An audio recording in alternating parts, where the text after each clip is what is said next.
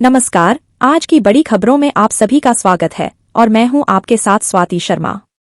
किसानों के लिए खुशखबरी।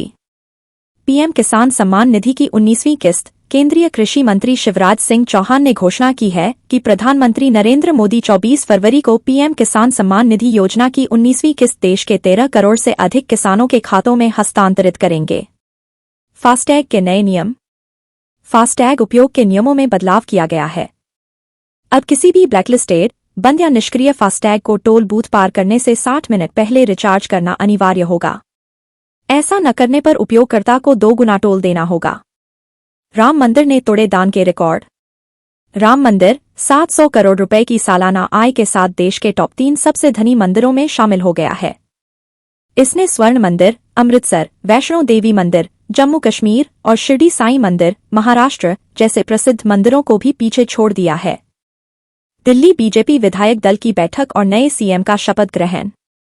दिल्ली बीजेपी विधायक दल की बैठक 19 फरवरी को होगी। नए मुख्यमंत्री 20 फरवरी को शपथ लेंगे।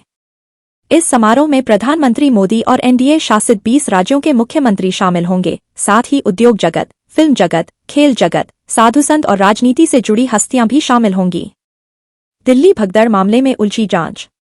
दिल्ली में हुई भगदड़ की घटना पर 3 अलग अलग सरकारी बयान सामने आए हैं, जिससे जांच उलझ गई है।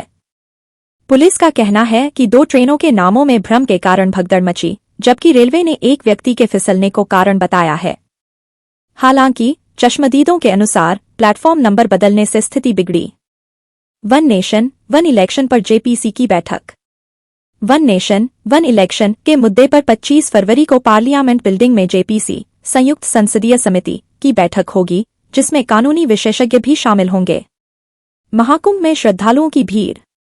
महाकुंभ में आने वाले श्रद्धालुओं की संख्या 53 करोड़ को पार कर गई है और महाशिवरात्रि तक 60 करोड़ तक पहुंचने की उम्मीद है। रीवा हाईवे पर 15 किलोमीटर लंबा जाम लग गया है। दिल्ली एनसीआर समेत कई राज्यों में भूकंप। दिल्ली एनसीआर, उत्तर प्रदेश, बिहार, उड़ीसा और हरियाणा समेत कई राज्यों में भूकंप के तेज झटके महसूस किए गए। रिक्टर स्केल पर भूकंप की तीव्रता 4 मापी गई है। फिलहाल किसी नुकसान की खबर नहीं है। अमृतसर में निर्वासितों का आगमन। संयुक्त राज्य अमेरिका से निर्वासित 112 भारतीयों का तीसरा बैच अमृतसर पहुंचा। इस समूह में हरियाणा के 44 और पंजाब के 33 निवासी शामिल हैं। मीडिया रिपोर्टों के अनुसार लगभग 18,000 भारतीयों को अंततः संयुक्त राज्य अमेरिका से वापस भेजा जाएगा, जिनमें से अनुमानित 5,000 हरियाणा के हैं। अब तक कुल 335 लोगों को निर्वासित किया जा चुका है। महाकुंभ में जन्म। हाल ही में संपन्न महाकुंभ मेले के दौरान संगम क्षेत्र में एक महीने में 14 बच्चों का जन्म हुआ, जिनमें 8 लड़के और 6 लड़कियां शामिल हैं। गर्भवती महिलाएं संगम के पवित्र जल में डुबकी लगाने के लिए पवित्र स्थल पर आई थीं। बच्चों का नाम कुंभ, गंगा, यमुना और नंदी जैसे धार्मिक रूप से महत्वपूर्ण नामों पर रखा गया। दिल्ली के मुख्यमंत्रित्व का संकट। दिल्ली के मुख्यमंत्री पद पर अनिश्चितता जारी है, क्योंकि कोई भी फैसला अभी तक नहीं लिया गया है। दिल्ली की कार्यवाहक मुख्यमंत्री आतिशी ने भाजपा पर निशाना साधते हुए कहा कि प्रधानमंत्री नरेंद्र मोदी को अपने 48 विधायकों में से किसी पर भी भरोसा नहीं है कि वे उनका पद संभालेंगे। विवादित टिप्पणी। कांग्रेस के वरिष्ठ नेता और राहुल गांधी के सहयोगी सैम पित्रोदा के चीन के बारे में हालिया टिप्पणी को लेकर विवाद छिड़ गया है। पित्रोदा ने कहा कि चीन को भारत का दुश्मन नहीं माना जाना चाहिए। भाजपा ने उनकी टिप्पणी की निंदा करते हुए कहा कि कुछ साजिशकर्ता राष्ट्र के खिलाफ काम कर रहे हैं। भारत टैक्स 2025। प्रधानमंत्री नरेंद्र मोदी ने नई दिल्ली में भारत मंडपम में भारत टैक्स 2025 में भाग लिया। उन्होंने भारत के कपड़ा निर्यात पर प्रकाश डाला, जो 3 लाख करोड़ रुपए तक पहुंच गया है और 2030 तक इसे 9 लाख करोड़ रुपए तक बढ़ाने का महत्वाकांक्षी लक्ष्य निर्धारित किया है। सहायता की अपील।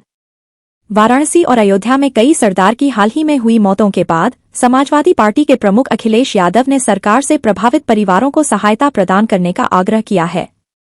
उन्होंने कुंभ के स्नान की अवधि बढ़ाने की भी मांग की। विवादास्पद बयान। पाकिस्तानी लेखक IS नियाज खान ने एक विवादास्पद बयान दिया, जिसमें कहा गया कि किसी भी मुसलमान की जीन्स चेक कर ले वह हिंदुओं का ही निकलेगा, और कहा कि सऊदी अरब, ईरान और इराक का नहीं। उन्होंने यह भी कहा कि 57 मुस्लिम देशों में भारत सबसे सुरक्षित देश है, क्योंकि यहाँ के हिंदू उदारवादी हैं। आध्यात्मिक अपडेट। आध्यात्मिक भक्तों के लिए संत प्रेमानंद महाराज जल्द ही अपनी रात्रि पदयात्रा फिर से शुरू करेंगे, क्योंकि उन्होंने अपने समुदाय के सदस्यों के अनुरोध को स्वीकार कर लिया है। विवाह कानून। केंद्रीय मंत्री रामदास अठावले ने अंतरधार्मिक विवाह के संदर्भ में कहा कि हिंदू मुस्लिम विवाह हमेशा लव जिहाद नहीं होते हैं और धर्मांतरण को रोकने के लिए कानून लाने का आह्वान किया है। महाराष्ट्र सरकार ने इस मुद्दे की जांच के लिए 3 दिन पहले एक समिति का गठन किया था। विदेशी फंडिंग जांच के दायरे में। प्रधानमंत्री मोदी के सलाहकार संजीव सान्याल ने वोटिंग बढ़ाने के लिए एक इकाई को $21 मिलियन की अमेरिकी फंडिंग पर चिंता व्यक्त की। सान्याल ने यूएसएड पर इतिहास का सबसे बड़ा घोटाला होने का आरोप लगाया। भूकंप की रिपोर्ट।